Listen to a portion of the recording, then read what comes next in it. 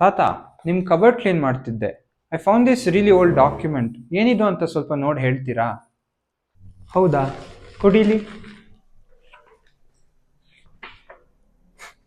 ಮಗನೇ, ಈ ಒಂದು ಪೇಪರಿಂದ ನಮ್ಮ ಫ್ಯಾಮಿಲಿ 10 ಕೋಟಿ ಸೇವ್ ಮಾಡೋದು. ಈ ಒಂದು ಪೇಪರಿಂದ 10 ಕೋಟಿ ಸೇವ್ ಆಯ್ತಾ? ಹೆಂಗೆ ಅದು? ಹೌದು.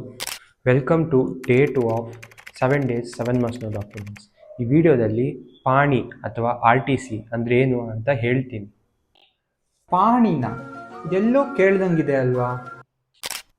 ಪಾಣಿ ಅಥವಾ record of rights tenancy and crops, ಅದನ್ನು ರೆವಿನ್ಯೂ ಡಿಪಾರ್ಟ್ಮೆಂಟಲ್ಲಿ ಇಶ್ಯೂ ಮಾಡ್ತಾರೆ.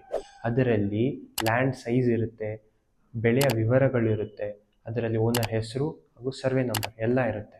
So wait, it's like report card ಆದರೆ ಲ್ಯಾಂಡ್ಗೆ ಅಲ್ವಾ? ಹೌದು.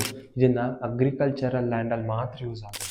ಇದರಿಂದ ನಾವು ಲೋನ್ಸ್ ಪಡಿಬೋದು, ಗೌರ್ಮೆಂಟ್ ಸಬ್ಸಿಡೀಸ್ ಪಡಿಬೋದು, ಅಥವಾ ನಾವು ಲ್ಯಾಂಡ್ ಸೆಲ್ ಮಾಡೋಕ್ಕೆ ಇದು ತುಂಬ ಯೂಸ್ ಆಗುತ್ತೆ. ತಾತ, ಈ ಪಾಣಿ ಅನ್ನೋದು ಎಲ್ಲಿ ಸಿಗುತ್ತೆ?